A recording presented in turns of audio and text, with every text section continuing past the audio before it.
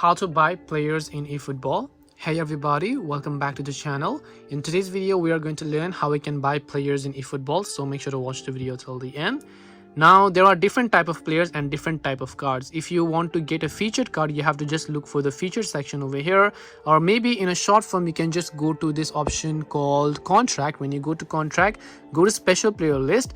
These are some of the featured players that have played very well in the last week, and that is why they come in player of the week feature. As you can see, POW means some of the players who played very well in the last week, and if you spend some coins in it, these are the ones that you have to sign with your coins, right, and not with your GP.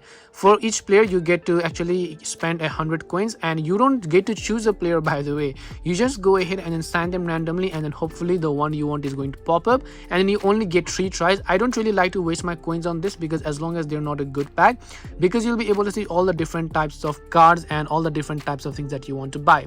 But if you always want a card that is a base standard card, then you can always get them via the contract section here, going to this option called standard player list, and then you'll be able to find any player that you want to buy. But remember that these are base cards, so you might not find them as good as the featured ones or the iconic ones, or maybe some of those cards that you might have seen in the special player list. So you can also sort them by filter by tapping the filter option. You can sort them via club team. So let's say I want to sort them via these leagues, I can just go ahead and do that, or I can sort them via South American league and do whatever else I prefer as well.